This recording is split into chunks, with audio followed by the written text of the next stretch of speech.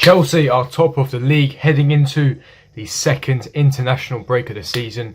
It feels so good to be at the top. Of course, we know the season doesn't end in October, but it's nice to know that after 7 games on 16 points, Chelsea are first and top of the table after having the hardest fixtures in the league. So put some respect on my club. Everyone talking about City, Liverpool, but no one mentions Chelsea. Highest goal difference in the Premier League. The second most goals scored. The least goals conceded and top of the league. That is Thomas Tuchel Chelsea. Put some respect on our name.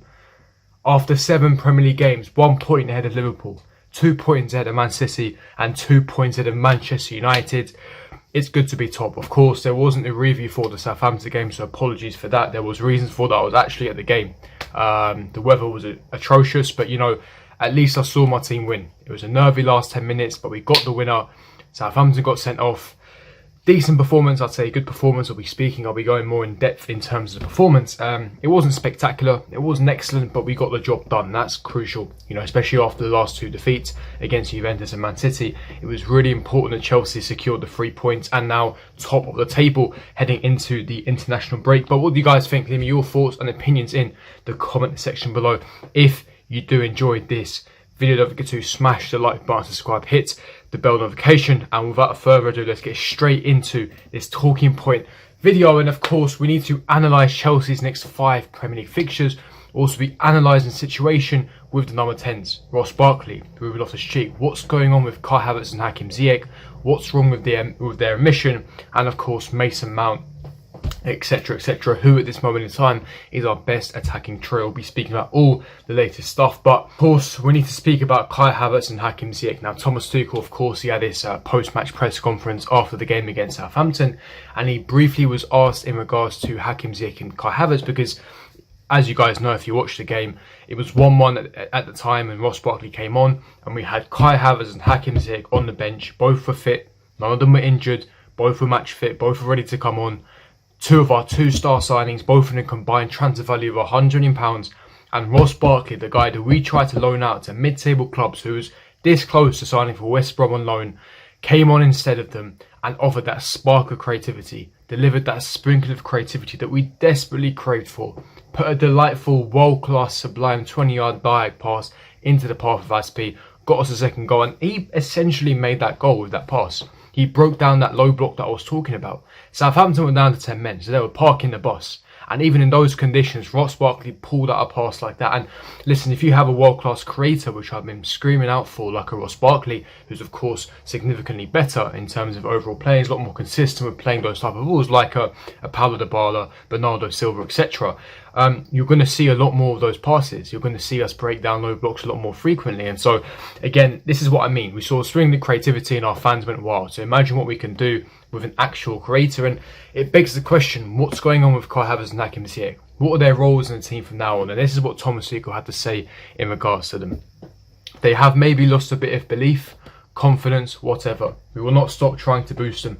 Nobody is angry at them and nobody has major concerns, but we have to pay attention to the actual form. And this is what I love about Thomas Tuchel, because he's so brutally honest. You know, he doesn't care. He's honest. He's very open when it comes to interviews. He delves into tactical analysis. He goes in depth after the game. You know, he talks to the fans out loud, so fans understand the real picture of what's actually going on behind the scenes. He doesn't hide anything, and he's really truthful.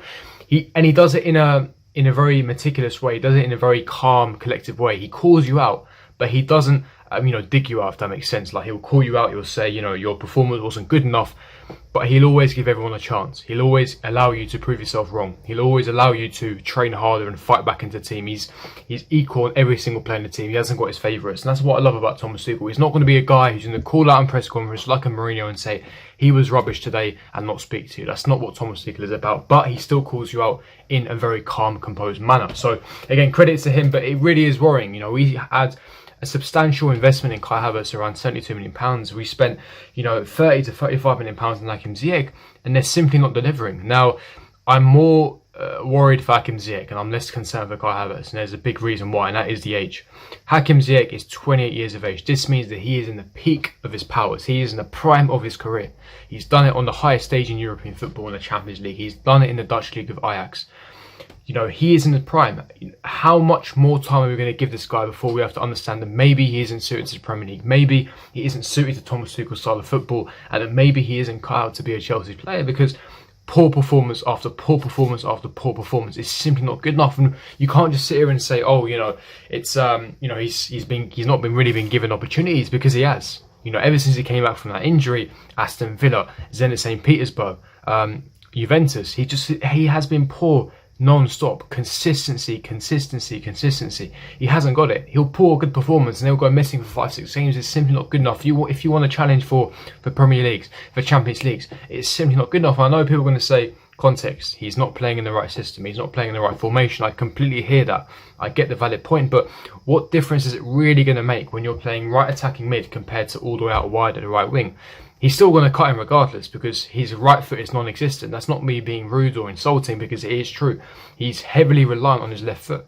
He's very one-dimensional. Doesn't matter if he's all the way out on the right-hand side or, you know, slightly inside in the half space. He'll always cut on his predominant left foot and ping it in. But he wasn't like this at Ajax. At Ajax, he was taking players on. He was shooting from distance. He was dribbling past players. His pass accuracy was much better than we are seeing right now. He was more creative.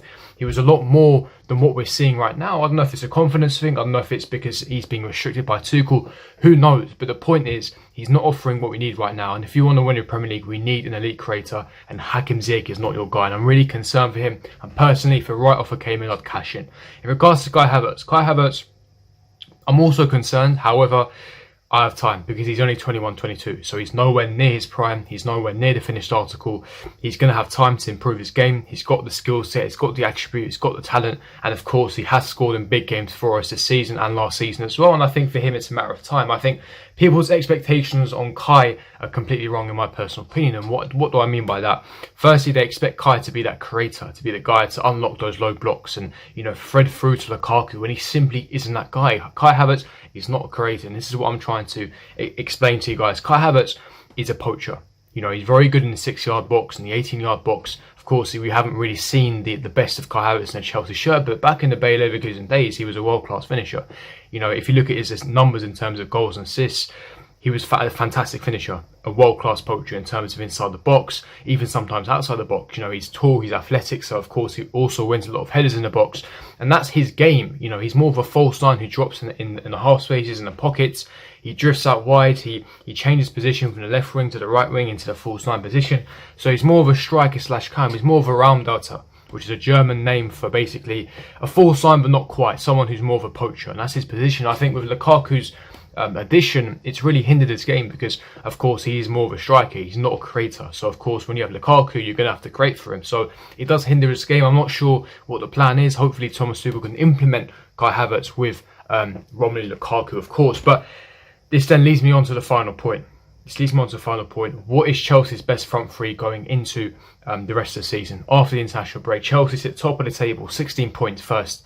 But what does this mean for our trio? Because our attack is still not quite clicking. Do we continue with Werner now that he's got confidence? Lukaku, of course, stays. For me, that's quite obvious, self-explanatory. But who is the two attacking tens behind Romelu Lukaku? For me personally, we haven't seen Christian Pulisic and Romelu Lukaku play together yet. Of course, Pulisic has been injured the whole time. Hopefully, he's back after the international break. But the front three that I'd like to see at Chelsea not for next season, but for after the international break, would be Callum Hudson-Odoi, Christian Pulisic and Romelu Lukaku in that number 9 position. You'd have Christian Pulisic and Callum in the fake number 10 positions, dropping in the pockets and half spaces, supplying Callum, supplying Romelu Lukaku. And this is what I keep stressing in every single video in the past, was we only really have two natural creators, and that is Hudson-Odoi and Pulisic. Now, because we are unable to break down low blocks, by having Pulisic and Callum Hudson-Odoi with Lukaku, you're able to create a lot more chances, and this means Lukaku will get more chances. He'll get a significantly better service, and therefore his output will be a lot more efficient and an increase and improve. Of course, that's very, very natural. And then, of course, the wing backs, you have that dynamism with Chilwell, because he's a lot more athletic, pacier, got the acceleration, and then Reece James, when he does return from his injury, is our best fullback pairing, the wing back pairing, because they've got the dynamism, they've got the athleticism on top of that as well. So for me, the front three I'd like to see would be Callum, Pulisic and Romelu Lukaku. It hasn't been tested out yet. I thought Cho was magnificent on the left wing against Southampton. Bear in mind, this guy has barely got any minutes in that position, in his natural position. And this is the thing, people expect him, don't play Callum for weeks and weeks, throw him into the starting 11, expecting to score a hat trick and put a 10 out of 10 performance. It doesn't work like that. It doesn't work like that because he needs consistency. For me, now he needs to be consistent. He needs to play there. Tuchel needs to play him. He needs a string of games in that left wing position where he's consistent. He's getting the numbers. He's getting the minutes. And then you'll see the best of Callum. And I think that's when you're going to start seeing the glimpses of his potential. So for me, it's a bit more patience and time with Callum, but we need to see him with the consistency. And of course, as I said, it's beautiful to see Chelsea top of the Premier League on 16 points after 7 games. Liverpool in second with 15 points. Man City in third with 14 points, and fourth with Manchester United also on 14 points. And of course, we have the best goal difference in the Premier League as it stands. So it's beautiful. Listen, people are not talking about Chelsea, and that's fine by me. That's completely fine by me. Chelsea means Chelsea are underdogs, and we always perform best when we're underdogs. So let people keep speaking about Man City, Liverpool. That's all good. Chelsea will just do our thing under the radar. It's all well and good. But that is me wrapping up this talking point. If you did enjoy it, don't forget to smash the like button, subscribe, hit the bell notification, and I'll see all of you guys for my next video. Peace.